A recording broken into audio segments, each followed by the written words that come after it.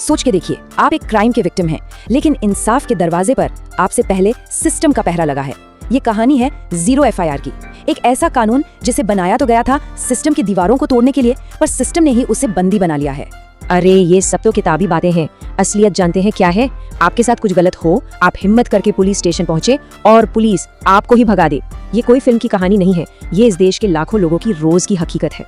और भगाने का सबसे आसान, सबसे कॉमन तरीका बस ये एक लाइन, ये हमारे जुरिस्डिक्शन का केस नहीं है।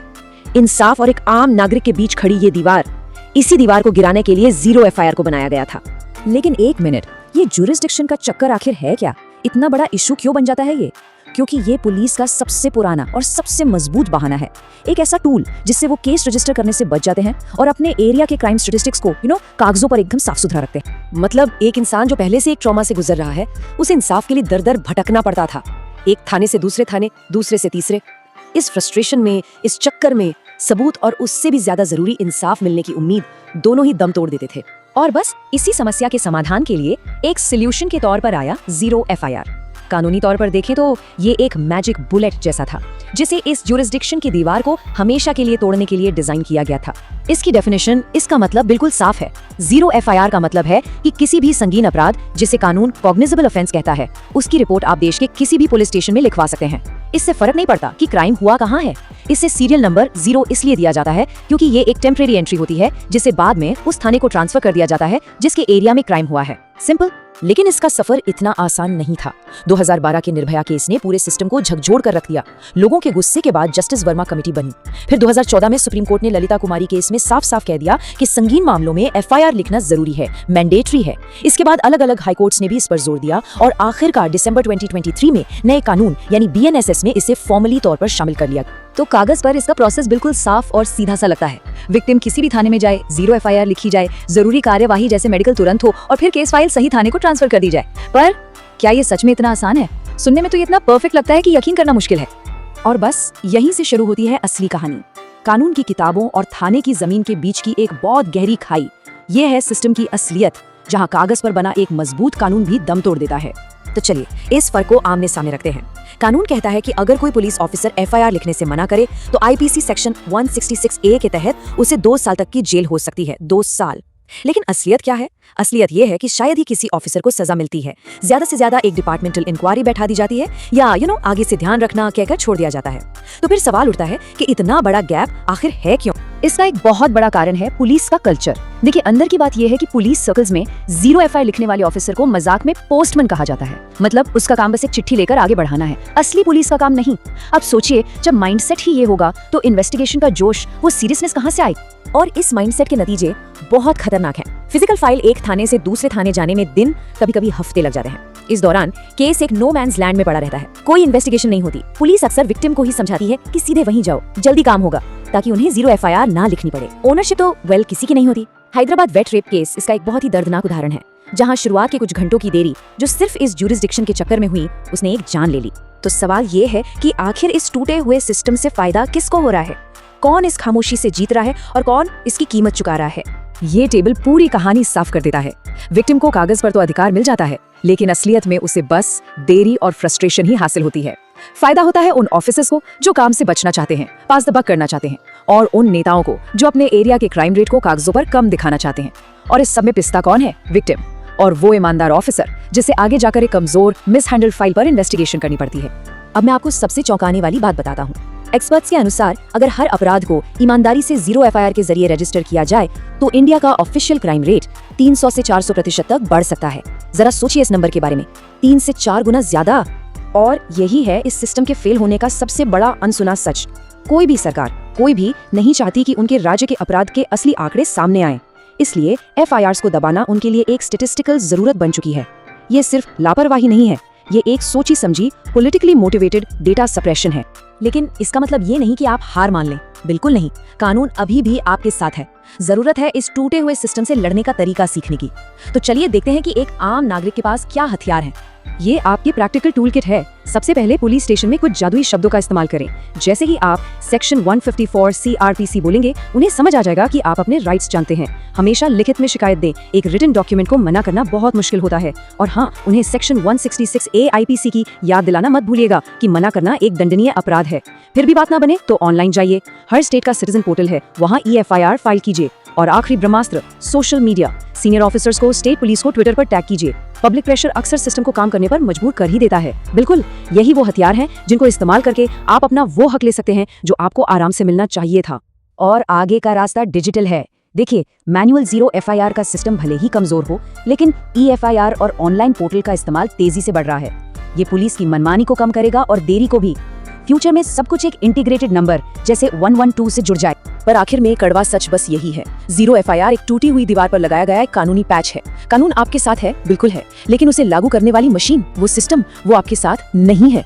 ये एक शक्तिशाली टूल है, नो डाउट, लेकिन इसका इस्तेमाल करने के लिए उसी सिस्टम से लड़ना पड़ता है जिसे आपकी मदद के लिए बनाया गया था। कानून ने तो अपना काम कर दिया, पर क्या सिस्टम अपना काम करेगा? सवाल यही है। कानून आपके साथ है, पर क्या सिस्टम है? इस पर सोचना जरूरी है। कभी सोचिए कि अगर किसी के साथ कोई सीरियस क्राइम हो जाए और वो मदद के लिए पुलिस के पास जाए, लेकिन उसे पहली ही सीढ़ी पर यह कहकर रोक दिया जाए कि ये हमारा एरिया नहीं है। आज हम बात करेंगे एक ऐसे पावरफुल अधिकार की जो ये पक्का करता है कि आपकी आवाज सुनी जाए, चाहे आप कहीं भी हो। चलिए इसे समझते हैं। ये लाइन सुनी सुनी लगती है ना? एक मुश्किल सिचुएशन में हिम्मत करके कोई पुलिस स्टेशन पहुंचता है और सुनने को मिलता है, सर ये हमारे एरिया में नहीं हुआ। उस वक्त जो बेबसी और गुस्सा आता है उसे शायद शब्दों में बताना मुश्किल है, लेकिन एक बात जान लीजिए, ये जवाब सिर्फ फ्रस्ट्रेटिंग नहीं है, ये पूरी तरह से गैर कानूनी है। जी हाँ, बिल्कुल गलत। कानून की नजर में ये बहाना चलता ही नहीं है। तो फिर वो कौन सा अधिकार है जो इस एक बहाने को हमेशा हमेशा के लिए खत्म कर देता है? आइए पता करते हैं। तो इस एरिया वाले बहाने का तोड़ क्या है? इसका जवाब है जीरो FIR। देखिए, ये सिर्फ एक फॉर्मेलिटी नहीं है, ये आपका वो कानूनी हथियार है जो पुलिस को इन सरहदों के चक्कर से बाहर निकालकर तुरंत एक्शन लेने पर मजबूर करता है। तो ये जीरो FIR आखिर है क्या चीज? बहुत सिंपल है। ये एक ऐसी FIR है जिसे देश के किसी भी, जी हाँ, किसी भी पुलिस स्टेशन में फाइल किया जा सकता है। इससे कोई फर्क नहीं पड़ता कि क्राइम हुआ कहाँ है। इसका एक ही मकसद है कि न्याय मिलने की प्रोसेस में जो सबसे कीमती चीज है, यानी कि वक्त, वो बर्बाद ना हो और एक्शन तुरंत शुरू हो सके। अच्छा, तो सवाल ये है कि ये काम कैसे करता है? प्रोसेस बहुत सीधा सा है। आप बस किसी भी पास के पुलिस स्टेशन जाइए, अपनी शिकायत दर्ज करवाइए। बस एक बात ध्यान रखनी है कि क्राइम कॉग्निजेबल होना चाहिए, मतलब कोई गंभीर अपराध जैसे चोरी, हमला या धोखाधड़ी। पुलिस आपकी FIR को फौरन 0 नंबर से दर्ज करेगी। इसके बाद की सारी जिम्मेदारी पुलिस की है। वो खुद उस केस को सही पुलिस स्टेशन में ट्रांसफर करेंगे। आपका काम है आवाज उठाना, बस। लेकिन ये अधिकार हमारे पास आया कहां से? क्या ये हमेशा से था? नहीं, ये रातों रात नहीं बना। इसके पीछे एक लंबा संघर्ष और न्याय के लिए की गई लड़ाई की कहानी है। चलिए देखते हैं कि कैसे एक जरूरत ने एक मजबूत कानून की शक्ल ली। इस बदलाव की असली चिंगारी 2012 के निर्भया केस के बाद लगी, जब पूरे देश में पुलिस रिफॉर्म्स की जोरदार मांग उठी। फिर 2014 में सुप्रीम कोर्ट ने ललिता कुमारी केस में एक ऐतिहासिक फैसला दिया कि गंभीर अपराधों में FIR लिखना पुलिस की ड्यूटी है, ऑप्शन नहीं। 2019 आते आते कई हाई कोर्ट्स ने जीरो FIR दर्ज करने के साफ आदेश दे दिए थे। और फिर आया साल 2023, जब नए कानून भारतीय नागरिक सुरक्षा संहिता यानी BNSS के सेक्शन 173 में जीरो FIR को बाकायदा कानूनी दर्जा दे दिया गया। तो चलिए अब जरा ये समझते हैं कि इस अधिकार को असली ताकत मिलती कहां से है। ये कोई सुझाव या गाइडलाइन नहीं है, ये एक कानूनी ढाल है जिसके पीछे देश के बड़े बड़े कानून खड़े हैं। इसकी सबसे पहली और बड़ी ताकत है CRPC का सेक्शन 154। ये सेक्शन साफ कहता है, अगर कोई गंभीर अपराध की जानकारी देता है तो पुलिस ऑफिसर को FIR दर्ज करनी ही होगी, करनी होगी। और मजे की बात यह है कि इस पूरे सेक्शन में कहीं भी एरिया या जुरिस्डिक्शन जैसा कोई शब्द है ही नहीं। मतलब ड्यूटी तो ड्यूटी है।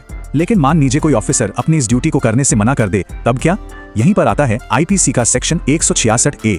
ये कानून पक्का करता है कि कोई भी सरकारी कर्मचारी अपनी कानूनी जिम्मेदारी से भाग नहीं सकता। अगर कोई ऑफिसर FIR लिखने से मना करता है तो उसे सजा तक हो सकती है। ये कानून आपकी ढाल को और भी ज्यादा मजबूत बनाता है। और अब वो सबसे बड़ा अपडेट जिसने इस पर पक्की मोहर लगा दी।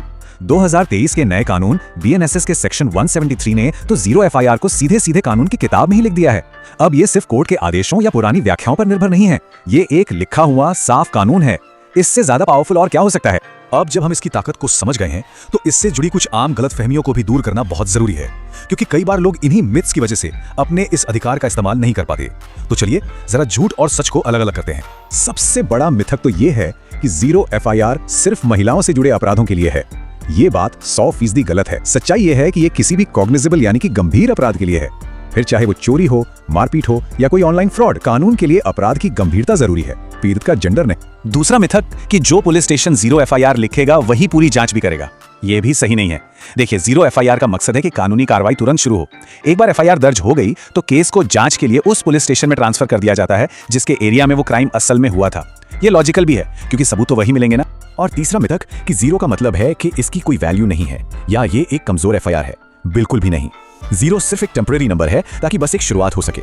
जैसे ही केस सही पुलिस स्टेशन पहुंचता है उसे एक रेगुलर एफआईआर नंबर दे दिया जाता है, लेकिन इसकी कानूनी ताकत पहले सेकंड से ही किसी भी रेगुलर एफआईआर के बराबर होती है। तो चलिए इस पूरी बातचीत को समेटते हैं और उन 4 सबसे जरूरी बातों पर आते हैं जो आपको हमेशा याद रखनी है। अगर आप बाकी सब भूल भी जाएं तो ये 4 बातें जरूर याद रखिएगा। पहली बात, किसी भी गंभीर अपराध के लिए अब देश के किसी भी पुलिस स्टेशन में 0 एफआईआर फाइल कर सकते हैं, कोई बाउंड्री नहीं। दूसरी बात, ये हमारा एरिया नहीं है वाला बहाना अब कानूनन गलत है, इसे बिल्कुल मत मानिए। तीसरी बात, ये आपका अधिकार है, कोई फेवर नहीं, और इसके पीछे सीआरपीसी, आईपीसी और अब बीएनएसएस जैसे कानूनों की पूरी ताकत है। और चौथी, सबसे जरूरी बात, अगर कोई अधिकारी एफआईआर लिखने से मना करे तो उस पर खुद कानूनी कार्रवाई हो सकती है। और आखिर में न्याय का एक बहुत पुराना और सच्चा सिद्धांत याद रखिए, अगर क्षेत्राधिकार यानी जुरिस्डिक्शन की वजह से न्याय में देरी होती है तो वो न्याय न देने के बराबर है। 0 एफआईआर इसी अन्याय को खत्म करने का एक बहुत बड़ा जरिया है। तो अब जब आप अपने इस पावरफुल अधिकार के बारे में जानते हैं तो क्या आप पहले से ज्यादा सशक्त और कॉन्फिडेंट महसूस कर रहे हैं? इस जानकारी को सिर्फ अपने तक मत रखिए, इसे दूसरों के साथ भी शेयर कीजिए, क्योंकि एक जागरूक नागरिक ही एक बेहतर समाज की सबसे मजबूत नींव होता है।